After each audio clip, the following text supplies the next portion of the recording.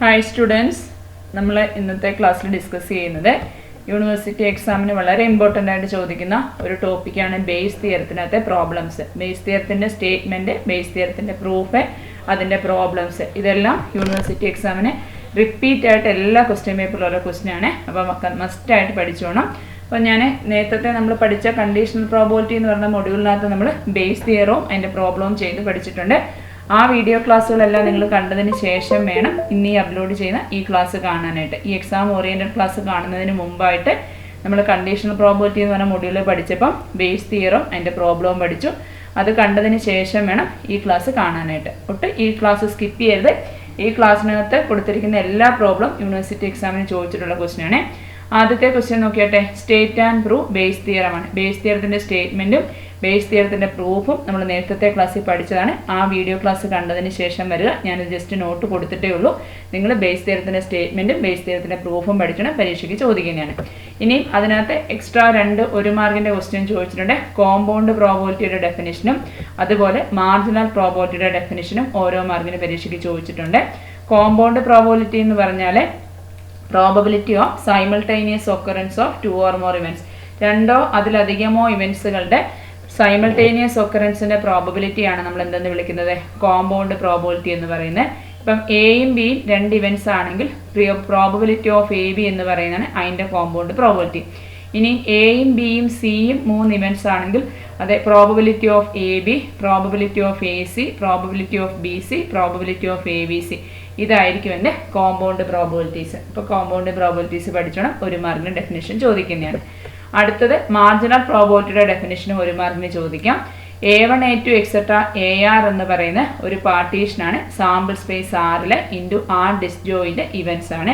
ഇനി വേറൊരു sample സ്പേസിനകത്തെ partitions ആണ് B1 B2 എക്സെട്ര BS എന്ന് പറയുന്നത്. അതും ഡിസ്ജോയിൻ്റ് ഇവൻറ്റ്സ് ആണ്. അങ്ങനെയാണെങ്കിൽ A1 എന്ന് പറയുന്ന ഇവൻറ്റിനെ നമ്മൾ A1 B1 union A1 B2 union etcetera union A1 BS എന്ന് റെപ്രസെൻറ്റ് ചെയ്യുന്നു. നമുക്ക് B1 B2 etcetera mutually exclusive ആണെന്ന് പറയുന്നുണ്ട്, ഡിസ്ജോയിൻ്റ് ഇവൻറ്റ്സ് ആണെന്ന് പറഞ്ഞിട്ടുണ്ട്. അതുകൊണ്ട് A1 B1 A1 B2 etcetera അതും എന്ത് തന്നെ ആയിരിക്കും? മ്യൂച്വലി എക്സ്ക്ലൂസീവ് തന്നെയായിരിക്കും. അപ്പം ഇതിൻ്റെ 2 സൈഡ് നമ്മൾ പ്രോബബിലിറ്റി കൊടുക്കുമ്പോൾ probability of A1 equal to probability of A1 B1 union A1 B2 union etcetera A1 BS വരുന്നു. യൂണിയന് വരെ നമുക്ക് എന്ത് കൊടുക്കാം? സമ്മേഷൻ സിമ്പിൾ കൊടുത്തെഴുതാം. ഈ പ്രോബബിലിറ്റി ഓഫ് A1നെയാണ് നമ്മൾ മാർജിനൽ പ്രോബബിലിറ്റി എന്ന് വിളിക്കുന്നത്. അപ്പോൾ മാർജിനൽ പ്രോബബിലിറ്റി എന്ന് പറയുന്നത് കോമ്പൗണ്ട് പ്രോബബിലിറ്റിയുടെ സം ആയിരിക്കും. ഓക്കെ, ഇതും 1 മാർക്കിൻ്റെ ഡെഫിനേഷൻ പഠിച്ചു വെച്ചോണം. ഇനി നമുക്ക് ഇതിനെ ബേസ് ചെയ്തിട്ടുള്ള പ്രോബ്ലംസ് ആണ്. ഫസ്റ്റ് ക്വസ്റ്റ്യൻ നോക്കിയാട്ടെ. ഇതേ രീതിയിലുള്ള ക്വസ്റ്റ്യൻ ഇത് യൂണിവേഴ്സിറ്റി എക്സാമിന് ചോദിച്ചിട്ടുള്ള ക്വസ്റ്റ്യൻ ആണ്. ഇതേ രീതിയിലുള്ള ക്വസ്റ്റ്യൻസ് യൂണിവേഴ്സിറ്റി എക്സാമിന് കമ്പൽസറി ആയിട്ട് ചോദിക്കും. അതുകൊണ്ട് ഒരു ക്വസ്റ്റ്യൻ പോലും സ്കിപ്പ് ചെയ്ത് എല്ലാ ക്വസ്റ്റ്യനും ചെയ്ത് പഠിച്ചോണേ. 3 persons A, B, C appeared for a competitive examination. അതായത് എയും ബിയും സിയും 3 പേഴ്സൺസ് ആണ് ഒരു കോമ്പറ്റേറ്റീവ് എക്സാമിനേഷൻ അപ്പിയർ ചെയ്യുന്നു. Their chances of selection is in the ratio 4:2:3. അവരെ ആ കോമ്പറ്റേറ്റീവ് എക്സാമിനേഷനെ സെലക്ട് ചെയ്യുന്ന ചാൻസ് എന്ന് പറയുന്നത് 4:2:3 ആണെന്ന് പറയുന്നുണ്ട്. if selected, A സെലക്ട് ചെയ്താൽ introduce a new system with probability 0.3 ആണ്. Probability of B and C doing the same probability എന്ന് പറയുന്നത് 0.5 0.8 ആണ്. If new system is introduced, പുതിയ സിസ്റ്റം ഇൻട്രൊഡ്യൂസ് ചെയ്ത് കഴിഞ്ഞാൽ what is the probability that A is സെലക്റ്റഡും B is സെലക്റ്റഡും കണ്ടുപിടിക്കണം. എ സെലക്ട് ചെയ്യാനും ബി സെലക്ട് ചെയ്യുമ്പോഴുള്ള പ്രോബബിലിറ്റിയാണ് കണ്ടുപിടിക്കണം പുതിയ പ്രോബബിലിറ്റി സിസ്റ്റം ഇൻട്രൊഡ്യൂസ് ചെയ്യുമ്പോൾ. അപ്പം E1 എന്ന് പറയുന്നത് നമുക്ക് എന്തെടുക്കാം? Probability of E1 equal to 4/9.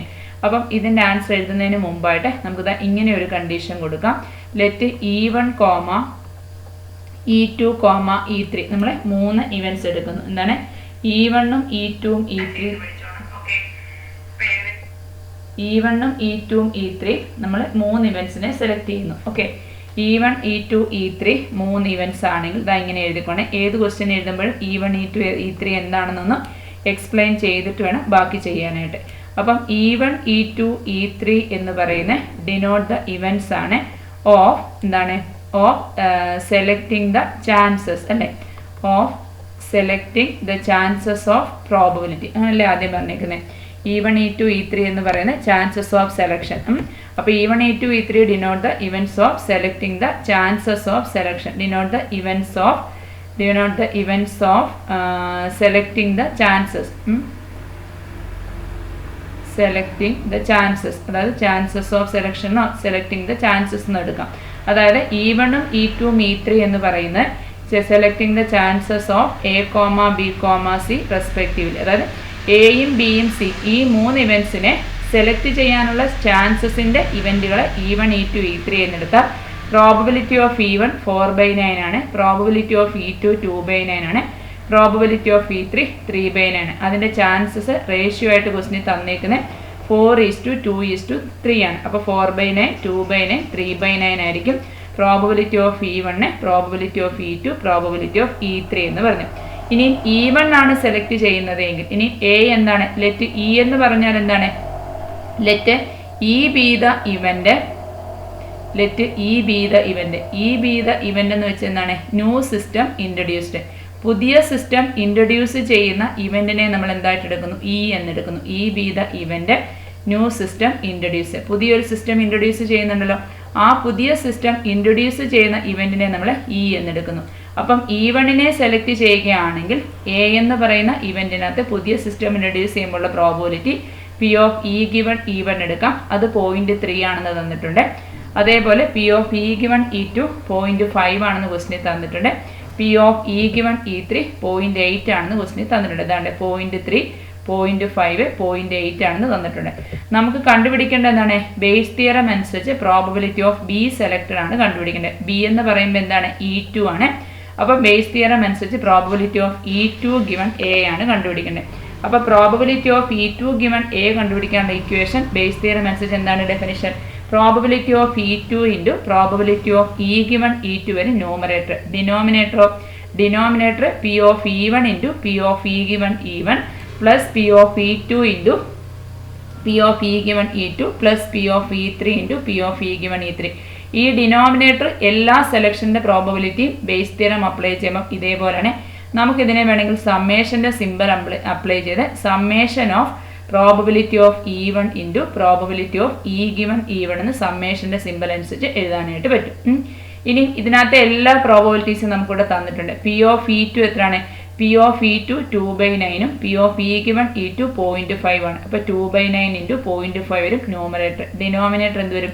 Denominator 4/9 into 0.3 plus 2/9 into 0.5 plus 3/9 into 0.8 ആണ്. ഇത് ഡിനോമിനേറ്റർ വരും. വാല്യൂ സബ്സ്റ്റിറ്റ്യൂട്ട് ചെയ്ത് നമ്മൾ ഈ ഡിനോമിനേറ്ററിലെ ടേംസുകളെ പരസ്പരം മൾട്ടിപ്ലൈ ചെയ്ത് ആഡ് ചെയ്യുമ്പോൾ ഡിനോമിനേറ്ററിൻ്റെ വാല്യൂ 0.511 വരും. ന്യൂമറേറ്ററിനെ സിംപ്ലിഫൈ ചെയ്യുമ്പോൾ കിട്ടുന്ന ആൻസർ 0.11 ആണ്. അതിനെ ഡിവൈഡ് ചെയ്യുമ്പോൾ 0.2172 കിട്ടും.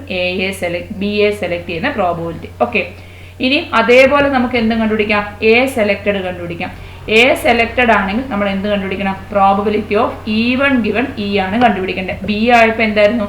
E2 ഗിവൺ ഇ ആണ്. അപ്പം എ ആണെങ്കിലോ probability of E1 given E ആണ്. അപ്പം ന്യൂമറേറ്റർ എന്ത് വരും? Numerator probability of E1 into probability of E given E1 ആണ്. ഹോൾ ഡിവൈഡഡ് ബൈ ഡിനോമിനേറ്റർ എന്താണോ ബിയുടെ ഡിനോമിനേറ്റർ വന്നത്, ബി സെലക്ട് ചെയ്തപ്പോൾ നമ്മൾ ബേസ് തിയറത്തിൽ എന്താണോ ഡിനോമിനേറ്റർ എടുത്ത് അത് തന്നെയായിരിക്കും എ സെലക്ട് ചെയ്യുമ്പോൾ ഡിനോമിനേറ്ററും വരുന്നത്. അവിടെ പ്രോബബിലിറ്റി ഓഫ് E1 4/9 ആണ്.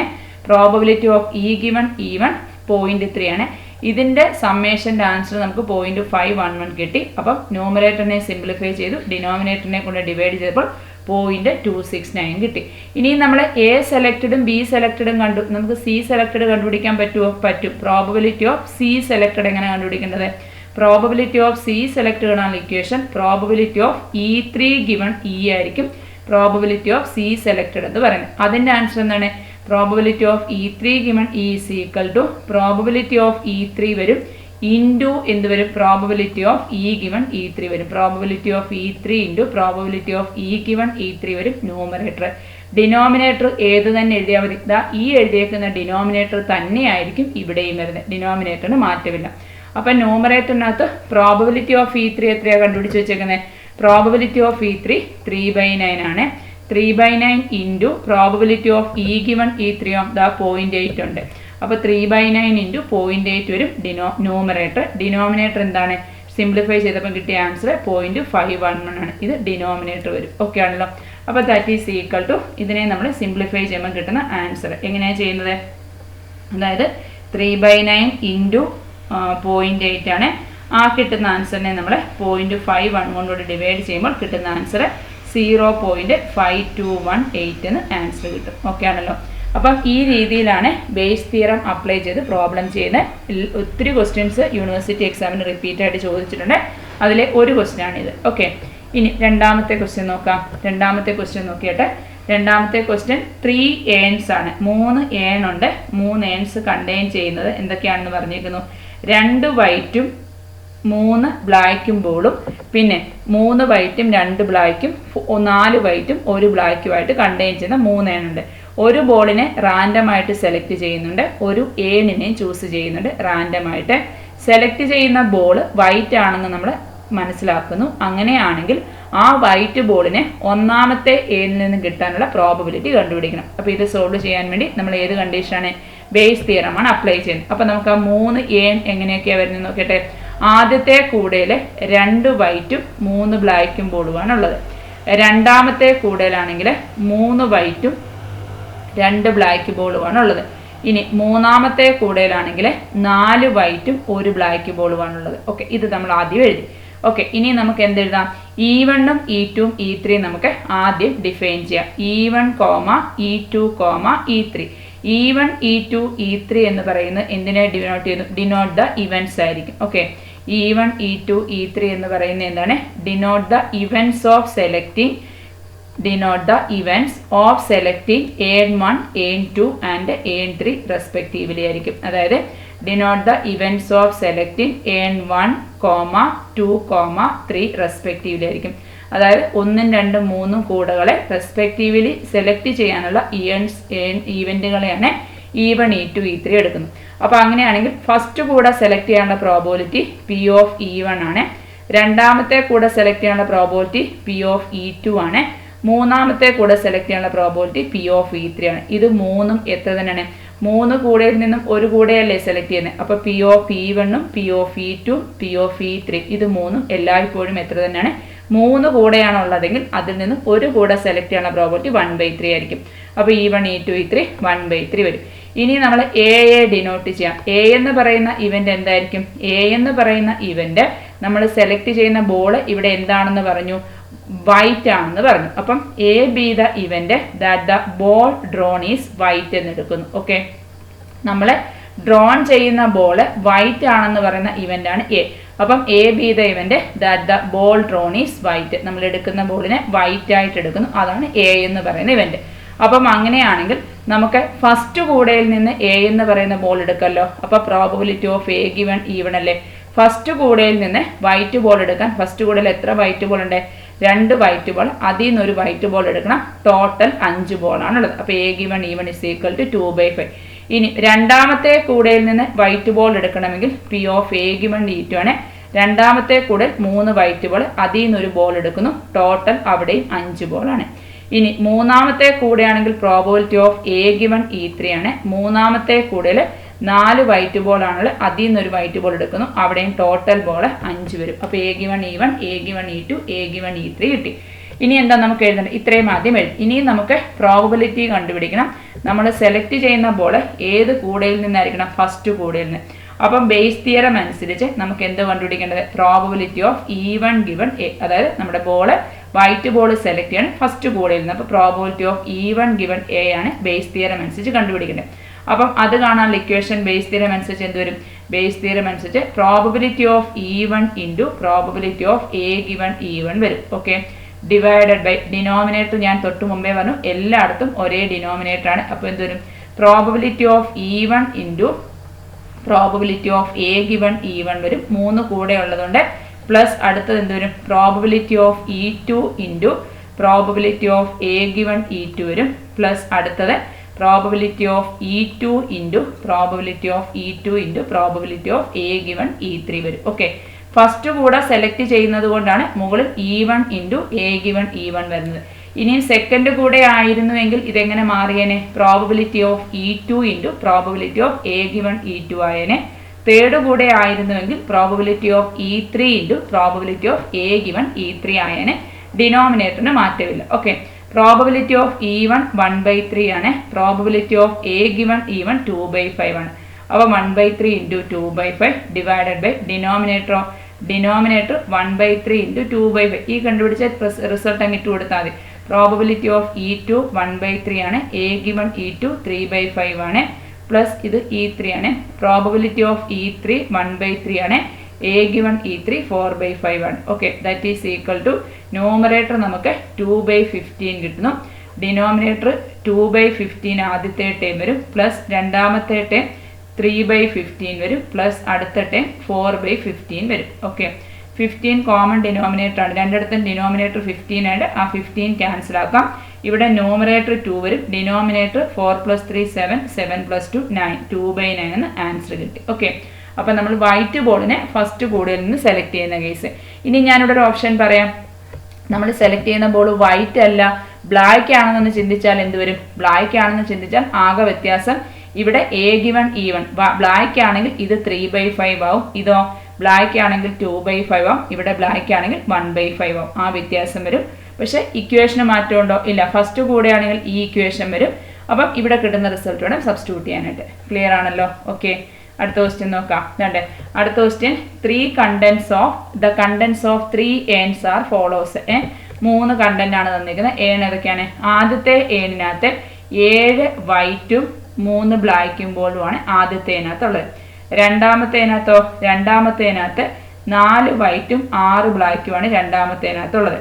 മൂന്നാമത്തേനകത്തോ? മൂന്നാമത്തേനകത്ത് 2 വൈറ്റും 8 ബ്ലാക്ക് ബോളുമാണ് മൂന്നാമത്തേനകത്തുള്ളത്. ഇനി എന്താ പറയുന്നത്? One of these urn is chosen at random with probability 0.20, 0.60, 0.20 respectively വരും. അപ്പോൾ എന്താ നമ്മൾ ആദ്യം ഇത്രയും സെന്റൻസ് എല്ലാ ക്വസ്റ്റിനകത്തും എഴുതിക്കോണേ. Let E1, E2, E3 denote the events of selecting AN1, AN2, AN3 respectively. ഈ ഒരു സെന്റൻസ് ഈ പ്രോബ്ലത്തിന് എഴുതിക്കോണം. അങ്ങനെ എഴുതിയതിന് ശേഷം നമുക്ക് എന്ത് എഴുതാം? അങ്ങനെ എഴുതിയിട്ട് വേണം പ്രോബബിലിറ്റി ഓഫ് E1 എഴുതാൻ കേട്ടോ. അപ്പോൾ പ്രോബബിലിറ്റി ഓഫ് E1 ഏതാ? അതായത് ഓരോ ഏണും സെലക്ട് ചെയ്യാനുള്ള പ്രോബബിലിറ്റി ഇവിടെ 0.20, 0.60, 0.20 തന്നിരിക്കുന്നത്. അപ്പം probability of E1 equal to 0.20 തന്നിട്ടുണ്ട്. പ്രോബബിലിറ്റി ഓഫ് E2 തന്നിരിക്കുന്നത് 0.60 ക്വസ്റ്റിന് ഡയറക്റ്റ് തന്നിട്ടുണ്ട്. വീണ്ടും പ്രോബബിലിറ്റി ഓഫ് E3 എത്രയാണ് തന്നിരിക്കുന്നത്? 0.20 ഡയറക്റ്റ് ആയിട്ട് തന്നു. നേരത്തെ ക്വസ്റ്റിനകത്തായിരുന്നു ഏൺ സെലക്ട് ചെയ്യുന്നു എന്ന് പറയുന്നതേ ഉള്ളൂ. അതുകൊണ്ട് നമ്മൾ 3 ഏണിൽ നിന്ന് 1 ഏണ് കിട്ടാനുള്ള പ്രോബബിലിറ്റി 1/3 എഴുതി. ഇവിടെ അതിൻ്റെ പ്രോബബിലിറ്റി തന്നു. ഓക്കെ, ഇനി അടുത്ത് എന്താ പറഞ്ഞിരിക്കുന്നത്? From the chosen urn 2 balls are drawn at random. 2 ബോളിനെയാണ് നമ്മൾ സെലക്ട് ചെയ്യുന്നത്. If both these balls are white, ഈ എടുക്കുന്ന 2 ബോളും എന്താണ്? വൈറ്റ് ആണെങ്കിൽ what is the probability that these came from AN3? AN3യിൽ നിന്ന് എടുക്കാനുള്ള പ്രോബബിലിറ്റി. അപ്പം നമ്മുടെ ഫസ്റ്റ് ബോക്സിൽ നിന്നും വൈറ്റ് ബോൾ കിട്ടാനുള്ള പ്രോബബിലിറ്റി എന്താണ്? പ്രോബബിലിറ്റി ഓഫ് എന്താണ്? ഫസ്റ്റ് ബോളിൽ നിന്നല്ലേ വേണ്ടേ? അപ്പോൾ ഫസ്റ്റ് ബോക്സിൽ നിന്ന് വൈറ്റ് ബോൾ കിട്ടാനുള്ള probability P of A given E1 ആണ്. അപ്പോൾ ഫസ്റ്റ് ബോളിൽ 7 വൈറ്റ് ബോളുണ്ട്. അതിൽ നിന്ന് 2 എണ്ണം സെലക്ട് ചെയ്താൽ മതി. അപ്പോൾ എന്ത് വരും? 7C2 ഡിവൈഡഡ് ബൈ എന്ത് വരും? 10C2 വരും. 7C2 divided by 10C2. 7C2ൻ്റെ answer നമ്മൾ നേരത്തെ പഠിച്ചാണ്.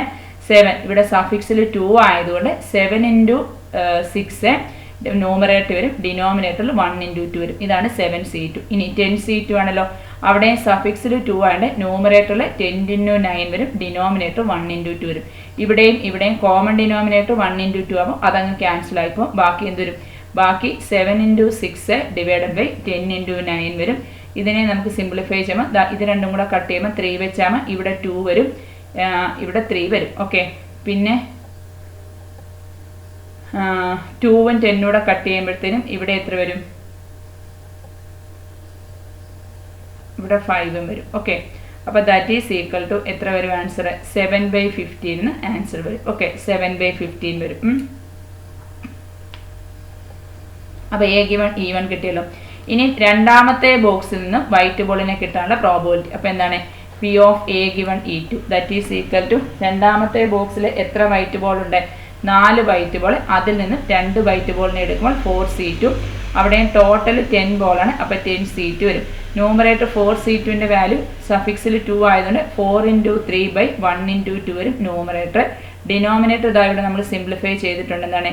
10 × 9 / 1 × 2 വരും. ഓക്കെ, രണ്ടിടത്തും കോമൺ ഡിനോമിനേറ്റർ 2 അതങ്ങ് ക്യാൻസൽ ആയിപ്പോൾ ബാക്കി എത്ര വരും? ബാക്കി 4 × 3 ഡിവൈഡഡ് ബൈ 10 × 9 ആണ്. ഇവിടെ 3യും 10ഉം കൂടെ ക്യാൻസൽ ആക്കും, ഇവിടെ 3 വരും. 4ഉം 10ഉം കൂടെ 2 വെച്ച് ക്യാൻസൽ ആക്കും, ഇവിടെ 2ഉം വരും, ഇവിടെ 5ഉം വരും. ദാറ്റ് ഈസ് ഈക്വൽ ടു എത്ര വരും ആൻസർ? 2/15 വരും. A given E2. ഓക്കെ, ഇനി അടുത്തത് മൂന്നാമത്തെ ബോക്സിൽ നിന്ന് എടുക്കുന്ന probability P of A given E3 ആണ്. P of A given B3. മൂന്നാമത്തെ ബോക്സിൽ 2 വൈറ്റ് ബോളാണ്, അത് സെലക്ട് ചെയ്യാൻ 2 സീറ്റ് വരും. ടോട്ടൽ 10 ബോൾസ് ആണ്, അപ്പോൾ 10 സീറ്റ് വരും. 2 C2ൻ്റെ വാല്യൂ 1 ആണ്. 1 ഡിവൈഡഡ് ബൈ 10 C2. 10 C2 നമുക്ക് 10 × 9 ഡിവൈഡഡ് ബൈ 1 × 2 എന്നിടാം. 2ഉം 10 കട്ടാകുമ്പോൾ ഇവിടെ 5 വരും. ദാറ്റ് ഈസ് ഈക്വൽ ടു 1/45 വരും. ഓക്കെ, അപ്പം അത്രയും നമ്മൾ കണ്ടുപിടിച്ചു. ഇനി നമുക്ക് എന്തോ കണ്ടുപിടിക്കണ്ടേ? എന്താണ്? What is the probability that these came from A3? മൂന്നാമത്തതിൽ നിന്ന് കിട്ടാനുള്ള പ്രോബബിലിറ്റിയാണ് കണ്ടുപിടിക്കേണ്ടത്. അപ്പോൾ മൂന്നാമത്തതിൽ നിന്ന് കിട്ടാനുള്ള പ്രോബബിലിറ്റി എന്താണ്? ബേസ് തിയറം അനുസരിച്ച് എന്താ കണ്ടുപിടിക്കേണ്ടത്? Probability of E3 given A ആണ് കണ്ടുപിടിക്കേണ്ടത്. അപ്പോൾ probability of E3 given A is equal to numerator എന്ത് വരും? Probability of E3 into probability of A given E3 വരും ന്യൂമറേറ്റർ. ഡിനോമിനേറ്റർ എല്ലാ ക്വസ്റ്റ്യനകത്തും സെയിം തന്നെയാണ്. എന്ത് തന്നെയാണ് ഡിനോമിനേറ്റർ വരുന്നത്? Probability of E1 into probability of A given E1 plus probability of E2 into probability of A given E2 plus എന്താണ് അടുത്തിട്ട് probability of E3 into probability of A given E3. P of E3 into probability of A given E3 വരും. Okay, value substitute ചെയ്ത് simplify ചെയ്താൽ മതി. P of E3 എത്ര? P of E3 0.20 ആണ്. Into A given E3 1/45 വരും numerator. ഡിനോമിനേറ്ററോ P of E1 0.20 ആണ്. Into P of A given E1 എത്രയാണ്? 7/15 വരും. 0.20 ഇൻറ്റു 7/15. അടുത്തത് 0.60 ഇൻറ്റു A ഗിവൺ E2 എത്ര? 0.60 ഇൻറ്റു 2/15 വരും. പിന്നെ അടുത്തത് വീണ്ടും P of E3 0.20 ഇൻറ്റു 1/45 വരും. ഓക്കെ, ഇതെല്ലാം നമ്മൾ എന്ത് ചെയ്യണം? മൾട്ടിപ്ലൈ ചെയ്ത് ആഡ് ചെയ്ത് ന്യൂമറേറ്ററിനെ ഡിനോമിനേറ്ററിനെ ഡിവൈഡ് ചെയ്യുമ്പോൾ കിട്ടുന്ന ആൻസർ നമുക്ക് 1/40 വരും. ഓക്കെ, 1/40 എന്നോ അല്ലെങ്കിൽ സിംപ്ലിഫൈ ചെയ്യുമ്പോൾ 0.025 എന്നോ ആൻസർ കിട്ടും. ഓക്കെ ആണല്ലോ? സെക്കൻഡ് ക്വസ്റ്റ്യൻ മനസ്സിലായല്ലോ? ഈ രീതിയിലാണ് നമ്മൾ ബേസ് തിയറത്തിൻ്റെ ഏത് പ്രോബ്ലം വന്നാലും ചെയ്യേണ്ടത്. ഓക്കെ ആണല്ലോ? മൂന്നാമത്തെ ഒരു ക്വസ്റ്റ്യൻ കൊടുത്തിട്ടുണ്ട്. ദ കണ്ടൻസ് ഓഫ് AN 1ഉം 2ഉം 3ഉം തന്നിട്ടുണ്ട്. അപ്പോൾ 3 AN ആണ്. 3 ANൻ്റെ കണ്ടൻസുകൾ എന്താണെന്ന് നിൽക്കുന്നത്? ഫസ്റ്റ് കണ്ടന്റിനകത്ത് 1 വൈറ്റും 2 ബ്ലാക്കും 3 റെഡുമാണ് ഫസ്റ്റ് കണ്ടന്റിനകത്തുള്ളത്. ഇനി രണ്ടാമത്തെ കണ്ടന്റിനകത്തോ? രണ്ടാമത്തെ കണ്ടന്റിനകത്ത് 2 വൈറ്റും 1 ബ്ലാക്കും 1 റെഡുമാണ് രണ്ടാമത്തെ കണ്ടന്റിനകത്തുള്ളത്. മൂന്നാമത്തെ കണ്ടന്റിനകത്തോ? 4 വൈറ്റും 5 ബ്ലാക്കും 3 റെഡുമാണ് മൂന്നാമത്തെ കണ്ടന്റിനകത്തുള്ളത്. ഓക്കെ, അപ്പം ഇവിടെ 3 കണ്ടന്റ് തന്നു. പിന്നെ എന്തൊക്കെയാണ് പറഞ്ഞിരിക്കുന്നത്? ഒരു ഏണിനെ നമ്മൾ റാൻഡം ആയിട്ട് ചൂസ് ചെയ്യുന്നു. അവിടെ നിന്ന് 2 ബോൾ നമ്മൾ സെലക്ട് ചെയ്യുന്നു. They happen to be white and red. നമ്മൾ സെലക്ട് ചെയ്യുന്ന ബോൾ വൈറ്റും റെഡും ആകാനുള്ള പ്രോബബിലിറ്റി കണ്ടുപിടിക്കണം. അല്ല, അത് വൈറ്റും റെഡും ആണെങ്കിൽ what is the probability that they came from AN 1ഉം 2ഉം 3യിൽ നിന്ന് വരുന്ന കേസ് കണ്ടുപിടിക്കണം. അപ്പം ഇതിൻ്റെ തുടക്കം ഇതാണ് എഴുതേണ്ടത്. ഇതിൻ്റെ തുടക്കം ഇങ്ങനെ സ്റ്റാർട്ട് ചെയ്യണം. Let E1 E2 E3. ഈ സെൻറ്റൻസ് ഇതേപോലെ തന്നെ എഴുതിക്കോണേ. Let E1 E2 E3 denote the events of selecting AN 1 2 3 respectively ആണ്. അപ്പം അതിലെ ഫസ്റ്റ് ഏൺ കിട്ടാനും സെക്കൻഡ് ഏണിൻ്റെ പ്രോബബിലിറ്റി തേർഡ് ഏണിൻ്റെ പ്രോബബിലിറ്റി 1/3, 1/3, 1/3 ആയിരിക്കും. അപ്പം ഈ ക്വസ്റ്റ്യനും അത് അതേപോലെ തന്നെ എഴുതിക്കണം. 3 AN C, അതായത് E1, E2, E3 denotes the events of selecting AN 1 AN 2 AN 3 respectively ആണ്. അതിൽ പ്രോബബിലിറ്റി ഓഫ് E1 എടുത്താലും പ്രോബബിലിറ്റി ഓഫ് E2 എടുത്താലും പ്രോബബിലിറ്റി ഓഫ് E3 എടുത്താലും മൂന്നിൻ്റെയും പ്രോബബിലിറ്റി എന്താണ്? സെയിം ആണ്. മൂന്നിൻ്റെയും പ്രോബബിലിറ്റി എത്ര വരും? 1/3 വരും. ഓക്കെ, ഇനി A എന്ന് പറയുന്ന ഇവന്റ് എന്താ പറയുന്നത്? A എന്ന് പറയുന്ന event A be the event that the 2 balls are drawn. എത്ര ബോളിനെ നമ്മൾ സെലക്ട് ചെയ്യുന്നുണ്ട്? 2 ബോളിനെ ഡ്രോൺ ചെയ്യുന്നുണ്ട് അല്ലേ? A be the event that 2 balls are drawn. 2 ബോളിനെ select ചെയ്യുമ്പോൾ അതിൽ ഒന്ന് എന്തായിരിക്കും? 2 ബോളിനെ സെലക്ട് ചെയ്താൽ ഒന്ന് വൈറ്റും ആയിരിക്കണം, ഒന്ന് റെഡും ആയിരിക്കണം. ഓക്കെ, അതാണ് A എന്ന് പറയുന്ന ഇവന്റ്. അപ്പോൾ അവിടെ സെന്റൻസ് ആയിട്ട് വേണമെങ്കിൽ എഴുതിക്കോണം. A be the event that the 2 balls are drawn, 1 white, 1 red ആണ്. അപ്പം ആദ്യത്തെ ബോക്സിൽ നിന്നും എന്താണ്? ഒരു വൈറ്റും ഒരു റെഡും ബോൾ സെലക്ട് ചെയ്യാനുള്ള probability P of A given E1 ആണ്. അപ്പം ഒരു വൈറ്റ് ആണ്, അതിൽ നിന്ന് ഒരു വൈറ്റ് എടുക്കുമ്പോൾ 1 C1 ആണ്. 3 റെഡിന് ഒരു റെഡ് എടുത്താൽ 3 C1 ആണ്. ടോട്ടൽ 6 ബോളാണുള്ളത്. 6 ബോളിൽ നിന്ന് 2 ബോൾ സെലക്ട് ചെയ്യണം. ടോട്ടൽ 6 ബോളാണ്, അതിൽ നിന്ന് 2 ബോളാണ് എടുക്കേണ്ടത്.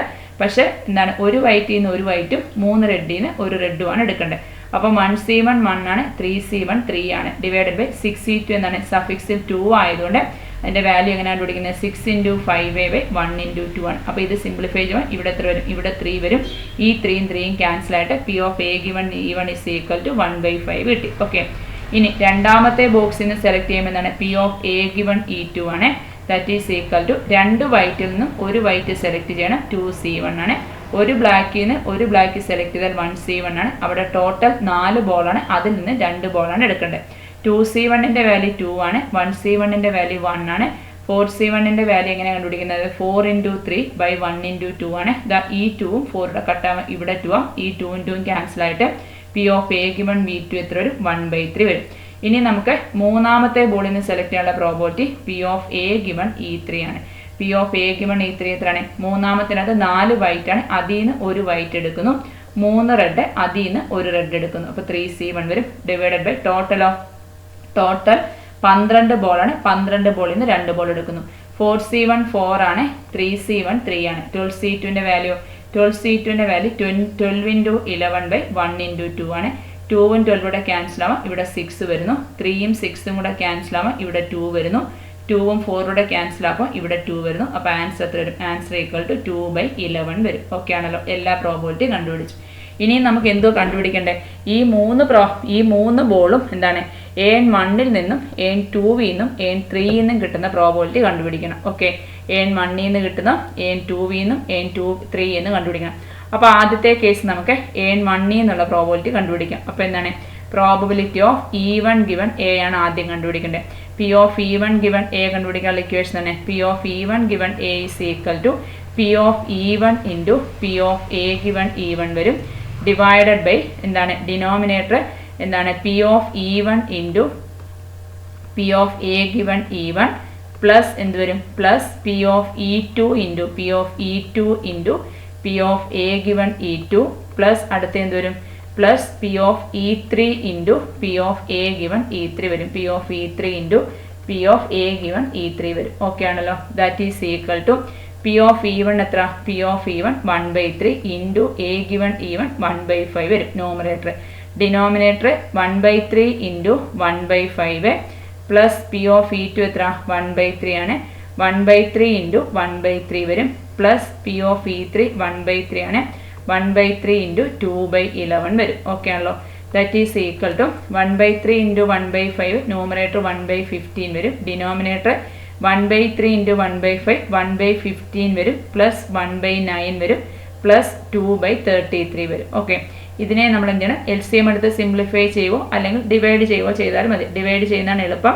അപ്പോൾ ന്യൂമറേറ്ററിലെ ടൈം 1/15 ആണല്ലോ, 1/15ൻ്റെ വാല്യൂ 0.06 ഡിവൈഡഡ് ബൈ ഡിനോമിനേറ്റർ 1/15 0.066 വരുന്നു, പ്ലസ് അടുത്ത ടൈം എത്രയാണ് 1/9 ആണ്, 1/9ൻ്റെ വാല്യൂ 0.111 വരുന്നു, പ്ലസ് അടുത്തതോ 2/33 വരും അല്ലേ, 2/33 0.06 അല്ലെ 0.0606 വരും. Okay, that is equal to എത്ര വരും, that is equal to 0.066 plus 0.111 plus 0.0606 വരും ഡിനോമിനേറ്റർ. അപ്പോൾ ഡിനോമിനേറ്റർ നമുക്ക് 0.2377 കിട്ടും ഡിനോമിനേറ്റർ. ഓക്കെ, ന്യൂമറേറ്റർ എത്ര തന്നെയാണ് 0.06 തന്നെയാണ്. അപ്പോൾ ന്യൂമറേറ്ററിൽ കിടക്കുന്ന 0.06നെ ഡിനോമിനേറ്ററിൽ കിടക്കുന്ന 0.2377 കൊണ്ട് ഡിവൈഡ് ചെയ്യണം. 0 അല്ലേ, ന്യൂമറേറ്റർ 0.06 അല്ലേ, 1/15 0.0666 വരും. ഓക്കെ, അപ്പോൾ ഡിനോമിനേറ്റർ 1/15 ഉണ്ട്, പിന്നെ അടുത്തത് 1/9 ഉണ്ട് അല്ല, അടുത്തത് 1/9 ഉണ്ട്, 0.11 വരും, പിന്നെ 2/11 വരും അല്ലേ, 2/33 വരും, 2/33 0.06 വരും. അപ്പോൾ 0.06 അതേ പ്ലസ് 0.11 വരും, അതേ പ്ലസ് 0.0606 വരും. അപ്പം 0.2322 വരുവേ, 0.06 0.06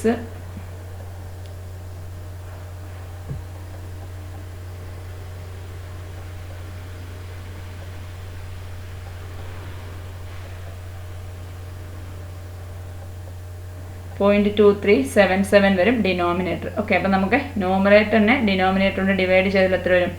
ന്യൂമറേറ്ററിനെ ഡിനോമിനേറ്റർ കൊണ്ട് ഡിവൈഡ് 0.06 ഡിവൈഡഡ് ബൈ 0.2377 വരുമ്പോൾ ആൻസർ നമുക്ക് 0.2524 എന്ന് കിട്ടും answer. Okay, probability of E1 given A ആണ് ഈ കിട്ടിയത്. Okay, probability of E1 given A കിട്ടിയതുപോലെ നമുക്ക് എന്തും കണ്ടുപിടിക്കണം, ബാക്കി E2 ഗിവൺ എയും ബാക്കിയുള്ളതും കണ്ടുപിടിക്കണ്ടേ?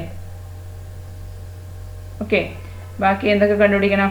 അടുത്തത് E1 ഗിവൺ എ ആണ് ഇപ്പം കണ്ടുപിടിച്ചത്. ഇനി നമുക്ക് ഇതേപോലെ സിമിലർലി ഇട്ട് E2 ഗിവൺ എ കണ്ടുപിടിക്കാം. ഓക്കെ, അടുത്ത് P of E2 given A.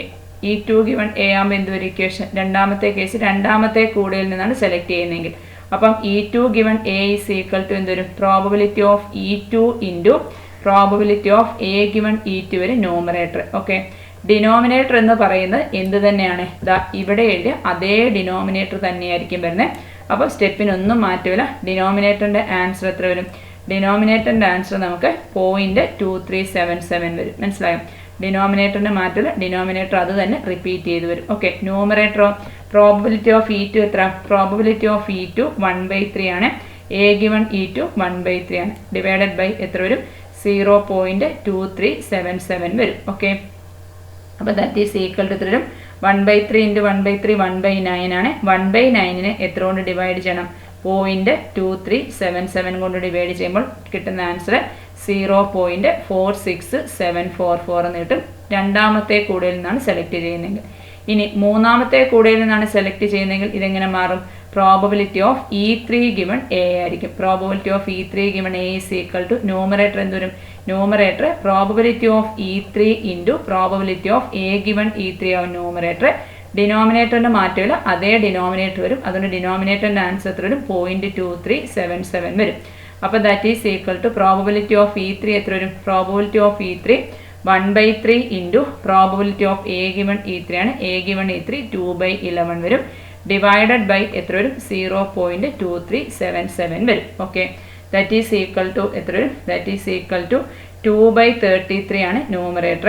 Denominator 0.2377 വരും. That is equal to 0.2549 answer വരും സിംപ്ലിഫൈ ചെയ്യുമ്പോൾ. മനസ്സിലായോ? ഇങ്ങനെയാണ് ബേസ് തിയറത്തിൻ്റെ ഏത് പ്രോബ്ലം വന്നാലും ചെയ്യേണ്ടത്. ഓക്കെ ആണല്ലോ? ബാക്കി ഒരു 3-4 ക്വസ്റ്റ്യൻസ് ഉണ്ട്, അത് നമുക്ക് അടുത്ത ക്ലാസ്സിൽ ഡിസ്കസ് ചെയ്യാം. ഓക്കെ.